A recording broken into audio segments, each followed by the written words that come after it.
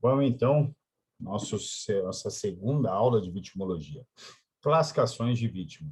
Caiu na tua prova já isso aqui algumas, inúmeras vezes. Quem realizou uma importante classificação sobre vítimas, é a primeira classificação sobre vítimas. Já perguntaram isso diversas vezes. Quem foi atribuída essa primeira classificação importante sobre vítimas? E a primeira classificação importante sobre vítimas é atribuída a Benjamin Mendelssohn, que é o patrono da vitimologia. Tá, isso aqui já caiu várias vezes.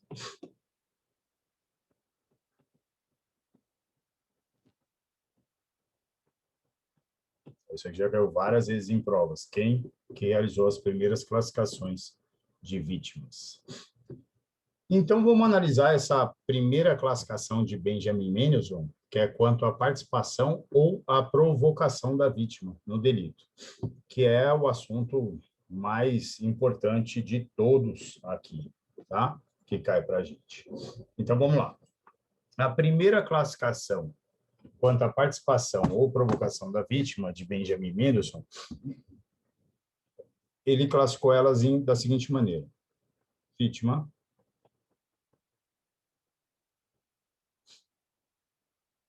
inocente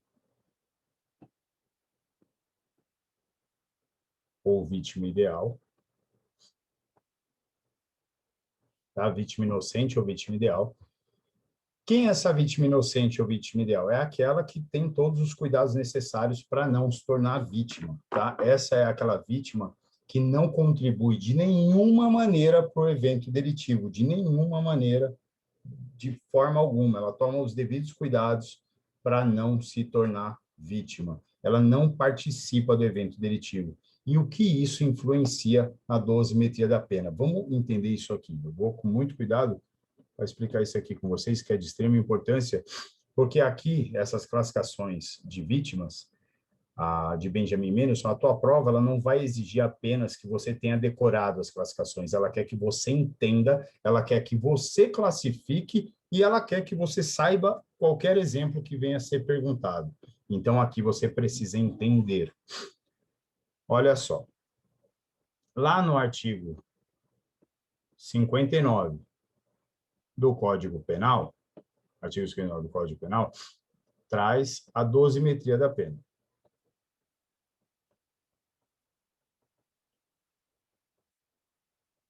A dosimetria da pena. Né? Lá diz que o juiz, atendendo à culpabilidade do agente, os antecedentes, os motivos, a repercussão do fato, várias circunstâncias judiciais, dentre elas a participação da vítima do delito, né? Ele vai estabelecer uma pena para que seja necessária e justa para reprovar o crime e para prevenir futuros crimes. Então, ali a gente está diante de uma dosagem da pena, uma dosimetria da pena, onde ele vai estabelecer a pena para o sujeito em três fases, né? Um sistema trifásico. Ele vai primeiro, dentro da pena em abstrato, né? Você vai me perguntar, o que é uma pena em abstrato? Vamos pensar no roubo. Vamos pensar no artigo 157 do Código Penal. Nós temos ali a pena de reclusão de 4 a 10 anos mais a multa, certo? Então, nós temos aqui a pena em abstrato, ou seja, o mínimo e o máximo. Não tem uma pena em concreto, tem um mínimo e um máximo que o juiz tem que escolher, analisando essas circunstâncias judiciais, não é do jeito que ele quer, não. E ele vai estabelecer uma pena em concreto, ele vai decidir em um sistema trifásico, né? Primeiro ele estabelece uma pena em concreto, depois ele visualiza se tem majorante ou atenuante, aumento de pena, diminuição de pena, tá? E por aí vai. Ele corre esse sistema trifásico.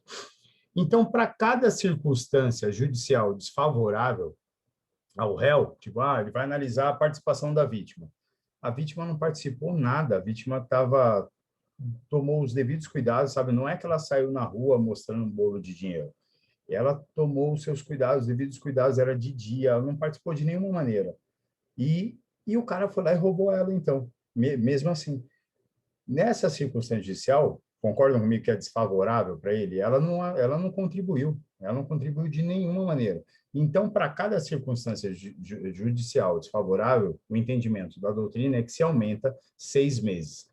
Nós, no Brasil, adotamos a teoria, né, da pena mínima. Nós começamos, o juiz, quando ele vai dosar a pena, ele começa no mínimo, ele vai aumentando de 6 em 6 meses, segundo a maior parte da doutrina, para cada circunstância judicial desfavorável.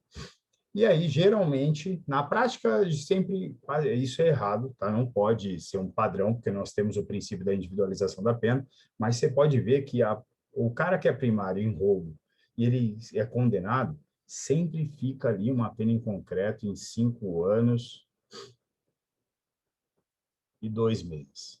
Não poderia ser um padrão, tá? Mas a maioria, você pergunta, os caras que eu prendo, sempre perguntam, quanto você pegou? 5 anos, 2 meses. E você, 5 anos, 2 meses? 5 anos, 2 meses. Todo mundo é 5 anos, 2 meses. É um padrão. Essa é a pena em concreto. Quando o juiz decide ali, ele fixa a pena, condena o cara nessa pena, certo?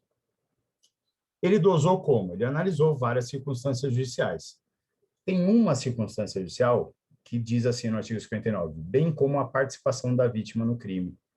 Então, no momento em que ele analisa essa participação da vítima, né, esse estudo, essa análise da participação da vítima, se chama vitimodogmática, a gente vai estudar mais para frente. No momento em que ele verifica, que ele faz essa vitimodogmática, ele percebe que a vítima não influenciou de nenhuma maneira, que é o caso da primeira classificação, que é a vítima inocente ou vítima ideal. Neste caso, é desfavorável para o réu. E, neste momento, ele aumenta ali os 6 meses, né, de acordo com a maioria da doutrina, de acordo com essa análise da vítima dogmática. Então, para isso que serve essa classificação de vítimas de Benjamin Mendelssohn. A vítima inocente ou a vítima ideal, você pode colocar aí no teu caderno, que é aquela vítima que não contribui de nenhuma maneira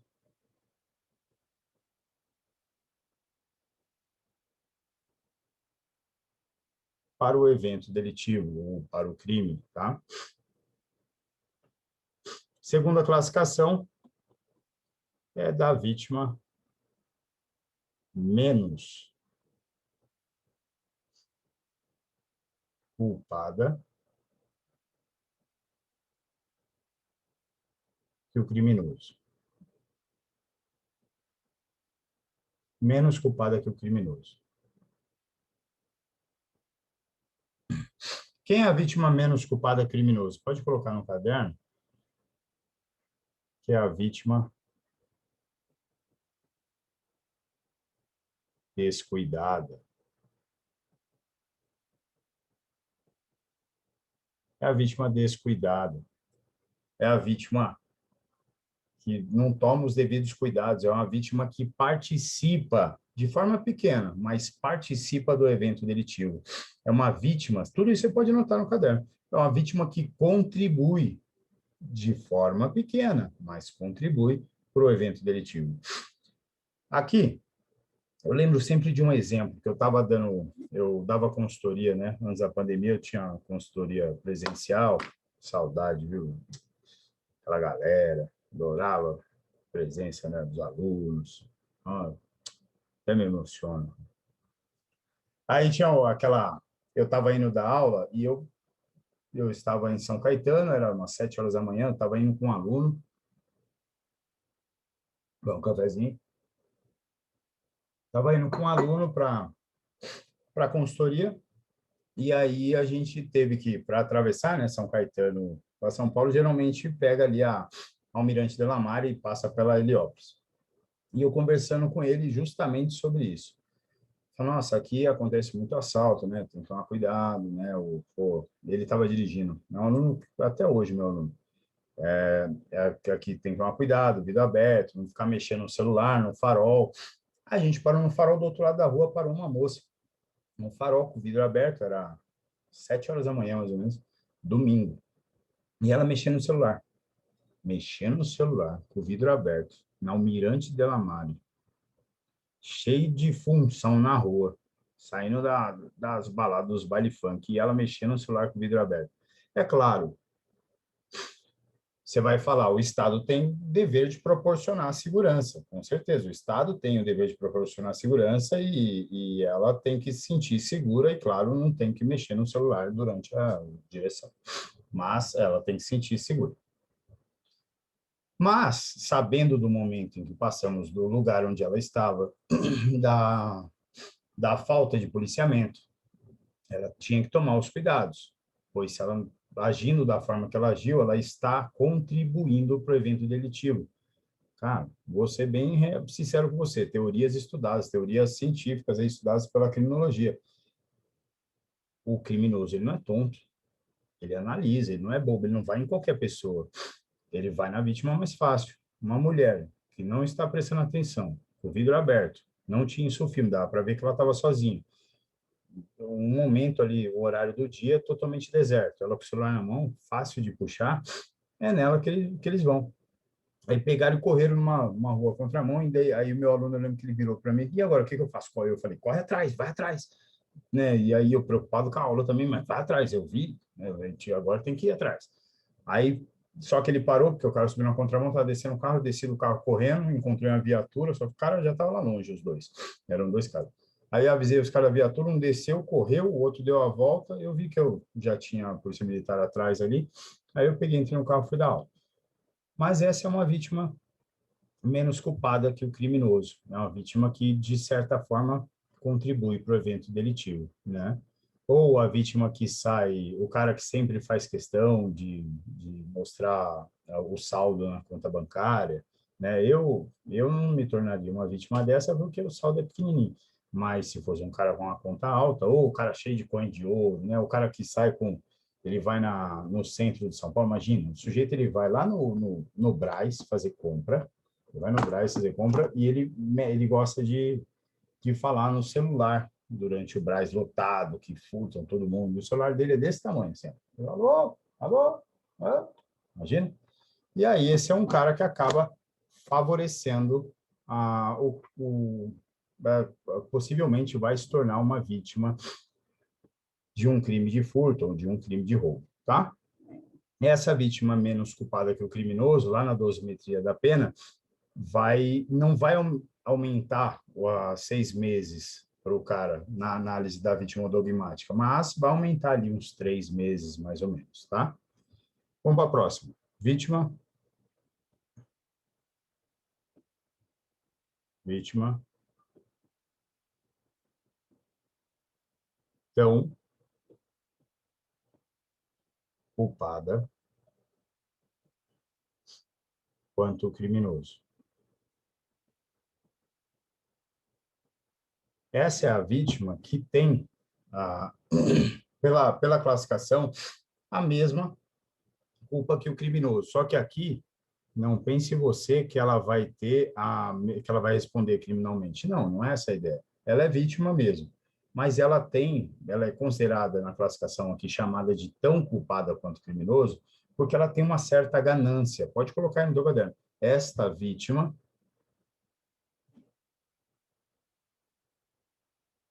não, esta vítima tem uma certa ganância. Põe uma certa ganância. Ela tem uma certa maldade, né? Ela quer ter uma vantagem, ela está no meio do negócio, né? Então, a tua prova, ela adora, e ela só traz esse exemplo. Até hoje, ela só colocou o mesmo exemplo, né? A prova não conseguiu ser criativa ainda para mudar o exemplo dessa vítima tão culpada quanto criminoso. E o exemplo que eles colocam é sempre o mesmo. Clássico golpe do bilhete premiado. Sempre esse. A vítima que cai no clássico golpe do bilhete premiado é classificada lá nas classificações de Benjamin Menos como vítima na resposta. Então, culpado quanto criminoso. Só cai dessa forma.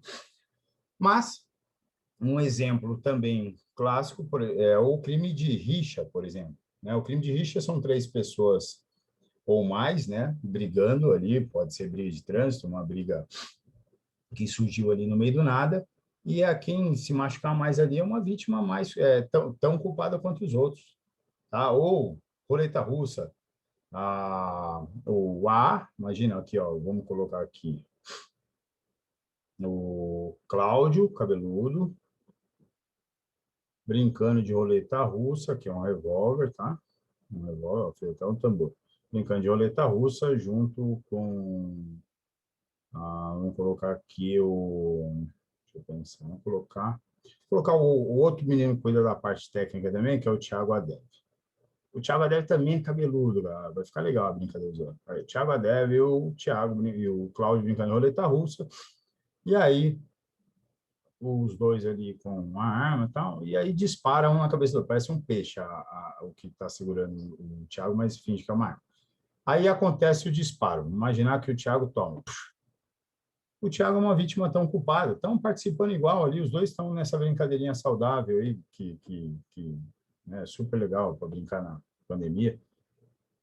E aí o cara que tomou, que levar o tiro, que levou o disparo, é considerado uma vítima tão culpada quanto o criminoso, porque está ali, está aceitando a brincadeira. Essa é fácil. Essas duas de baixo é a questão do negócio. Vítima mais, vítima mais culpada que o criminoso. Vítima mais culpada que o criminoso são aquelas vítimas que você vai anotar no caderno aí, que antes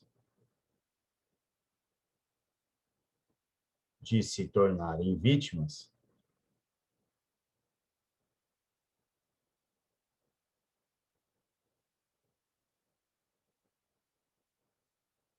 essa palavra é importante, antes de se tornarem vítimas, ó, provocam injustamente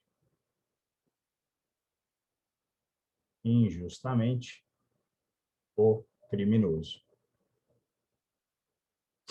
A vítima mais culpada que o criminoso é aquela vítima que, antes de se tornar vítima, ela acaba se tornando vítima justamente por conta dessa injusta provocação, tá? Então, o que acontece aqui? Percebam que na vítima tão culpada quanto o criminoso, vai ter tem redução, às vezes tem redução de pena, às vezes tem uma atenuante, né? Na vítima mais culpada perdão, uma atenuante não tão culpada, e na vítima mais culpada tem uma redução, que é o caso do homicídio privilegiado, a lesão corporal privilegiada. Vamos imaginar que um cara tá andando assim na rua, tá voltando para casa e ele vê um sujeito tentando estuprar uma parente dele, uma menor de idade, uma parente dele, ele fica super furioso, né, e, e vai para cima do cara que estava tentando estuprar, e muito sobre a influência daquela violenta emoção, né, ele está furioso, ele não aceita isso, lógico, a maioria das pessoas não aceita, e ele vai e saca da arma, ele é um policial, mas já sou eu, tá? Sou eu. Eu saco da arma e se eu vejo um cara, eu atiro mesmo. Mas não pode, né? Você vai pensar, pô, o cara não tinha arma, não é o meio proporcional. Não é o que deveria se fazer. Às vezes você poderia abordar, pedir para ele parar, se ele não parasse um tiro na perna, seria suficiente. Tá, mas eu fiquei furioso, agindo ali sob domínio de violenta emoção, eu dei 34 tiros na cabeça dele. E é claro que aí exagerou, né? Mas comprovou ali que eu estava sob violenta emoção, atirei e tal. Eu respondo por homicídio privilegiado. Eu tenho uma redução de pena de 1/6 a 1/3. Por que eu tenho uma redução? Porque lá está dizendo, no artigo 121, né, no caso do privilégio, na privilegiadora lá, nós temos, né, no parágrafo 1º, o caso de que se eu matar sob domínio de violenta emoção, logo após a injusta provocação, não é agressão. Colocou agressão aqui, você melou toda a questão. Errou. Já te explico por que eu estou dizendo isso. Caiu na prova dissertativa de investigador de polícia 2014. Provocação, não é agressão. Provocação. Injusta provocação, eu tenho uma redução de pena, tanto no homicídio quanto na lesão corporal, de 1/6 a 1/3, tá? E eu sou considerado o estuprador, né, uma vítima mais culpada do que eu, criminoso que matei ele. Ele é considerado mais culpado. Entendeu? É assim. Essa é a classificação dessa quarta. E agora eu vou explicar para você por que o cuidado de agressão e provocação. Essa última classificação caiu na prova dissertativa de investigador de polícia 2014. Na dissertativa, eles perguntaram quem é a vítima unicamente culpada para Benjamin Mendelsohn. Então, ó, classificação, vítima unicamente culpada. Quem é essa vítima unicamente culpada para Benjamin Mendelsohn? Coloca aí no seu caderno. Primeiro eu vou dar a resposta da dissertativa. Coloca assim: a vítima unicamente culpada para Benjamin Mendelsohn, a vítima unicamente culpada para Benjamin Mendelsohn é aquela vítima agressora, simuladora ou imaginária. Eu repito depois de novo, tá? Agressora, simuladora ou imaginária.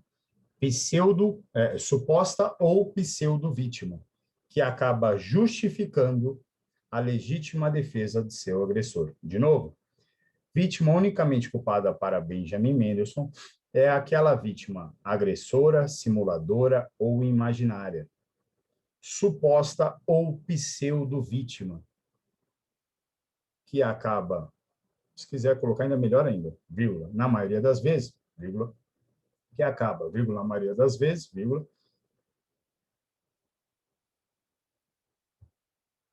legitimando, pode pôr assim, né? Legitimando a conduta do seu agressor, né? Ou excluindo a ilicitude do seu agressor. Você tem que demonstrar na prova que essa é a vítima que acaba, se houver um agressor, acaba fazendo com que esse agressor tenha excluída a ilicitude, a injuridicidade, e ele tem um amparo ali de uma legítima defesa. Vou dar o exemplo, vai ficar clássico.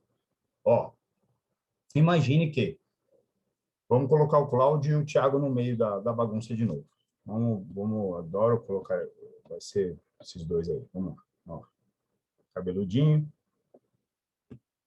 Cláudio, luta Kung Fu, o Thiago, cabeludinho também, que também é o nosso cara os dois caras da informática aí. O Thiago, ele tem cara de skatista, que é um skate. Aí ele dá uma skateada na cabeça do Cláudio.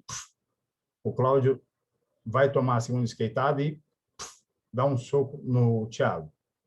Percebo quem começou. O Thiago. O Thiago deu uma skateada na cabeça do Cláudio, porque o Cláudio era mais cabeludo. Ele foi dar a segunda skateada, o Cláudio deu um soco, para quê? Com o objetivo de cessar a injusta agressão, para que ele não tomasse a segunda skateada.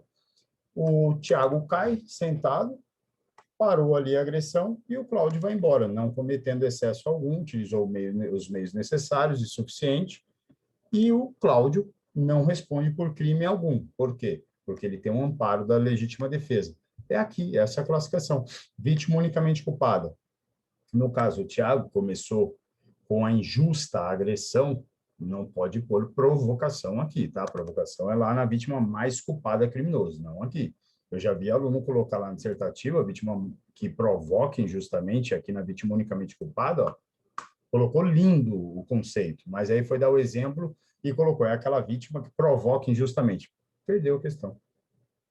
Então, aqui é a agressão, vítima que agride injustamente. Você tem que lembrar da legítima defesa. É só legítima defesa? Não, porque eu falei que a vítima unicamente culpada para Benjamin Mendelsohn é aquela vítima simuladora imaginária ou agressora. Então, pode ser simuladora. A vítima, a pseudo-vítima, a falsa vítima, está tudo aqui, unicamente culpada. A vítima que simula o crime por ela sofrido, por exemplo, ela que manda furtar o seu veículo está assegurado para receber o benefício, receber o valor da seguradora. Né? Ninguém furtou, ela mandou. Ela que deu um fim no carro. É uma falsa vítima, uma pseudo-vítima. Então, a vítima unicamente culpada. Não tem criminoso. O criminoso é ela. E a vítima imaginária. Imagine que uma pessoa vai no mercado e entrega uma nota de de 20 reais. Vai. 20 reais e ela viu só o número 2 e ela acha que entregou 200. A conta deu 10. A caixa do mercado devolve 10 reais a ela. Ela fala 10 reais? Não. A conta deu 10 reais, eu te dei uma nota de 200, te dei uma nota de 200 reais. né? Então, pô, você tem que me devolver quanto ele devolver? Eu não sou, R$ 190. Por que está me devolvendo R$ 10? Ela ainda mora, eu faço questão de mostrar porque eu nunca tive, aí eu quero. Olha, eu te dei uma dessa, olha só, te dei uma dessa, por que você está me devolvendo, né, só isso? Poxa, aí eu faço, né, essa aqui é a única coisa que eu tenho no banco, né, de tudo, que é para passar a pandemia inteira. Então, como é que você me dá apenas R$ 10? Ou seja, ela imagina, ela é uma vítima imaginária, ela imagina que é uma vítima. Ela acredita que entregou ali R$ 200 quando entregou 20, e ela se faz, não é que ela se faz de vítima, ela acredita realmente que é vítima, mas na verdade ela é unicamente culpada por conta da falta de atenção, tá? Então, essas são as vítimas unicamente culpadas, que Benjamin Mendelsohn agora ele vai resumir, ele vai sintetizar todas essas 5 classificações em 3 grupos. Quais são esses 3 grupos? Vítima inocente, que é aquela que não concorre de nenhuma maneira para o crime, né, que é a vítima que nós estudamos lá, a vítima inocente ou ideal, que é a primeira classificação. A vítima provocadora, que seria a segunda, a terceira e a quarta classificação, ou seja, aquela que menos culpada, tão culpada e mais culpada que o criminoso, né? A menos, a tão culpada e a mais culpada seriam as vítimas, seria a vítima provocadora, que com o seu jeito de agir, com as suas atitudes, ela acaba de certa forma influenciando ali no crime por ela sofrido. E a vítima agressora, simuladora, imaginária é a vítima unicamente culpada, que é aquela quinta classificação de Benjamin Mendelsohn, vítima unicamente culpada, tá? Que é a vítima, a suposta vítima, a pseudo-vítima, né? A vítima que acaba justificando a legítima defesa do seu agressor. Imagine também um outro exemplo. Lembra que eu falei o Cláudio e o Thiago brincando de roleta russa? Imagine eu brincando de roleta russa sozinho. Pandemia deixou loucão, ficou louco, né? Só dá aula online agora, não pode sair de casa, agora tudo fechado. Se for para rua trabalhar, vai preso. Eu ainda não, né? Porque eu tenho que trabalhar de qualquer forma. Mas se for trabalhar, vai preso. Se for traficar, não vai preso, que eu nunca vi, né? Tô dizendo, bom, desabafo feito, deixa pra lá. Aí eu brinco sozinho de roleta russa. E aí a arma dispara. Eu sou uma vítima unicamente culpada, ou um suicida que se mata. É uma vítima unicamente culpada, ou suicida, lógico que se mata, né? Ou o cara que está bêbado andando ali, ele bate um ventinho mais forte, ele está andando na beirada no paralelepípedo da rodovia ali, na Marginal Pinheiros, e bate um ventinho mais forte, ele está tão louco e cai e estava passando um caminhão, passa em cima. O caminhoneiro nem viu. É a vítima unicamente culpada, tá? Então, é aquela, você vai imaginar, você vai perceber na historinha ali do posto lá da questão, que não tem nem criminoso. É uma vítima unicamente culpada. Essa última classificação de Benjamin Mendelsohn. Fechou? Então, essa é a matéria que mais cai na sua prova. Vamos estudar ela muito, muito, muito, muito. E façam as missões. Tamo junto.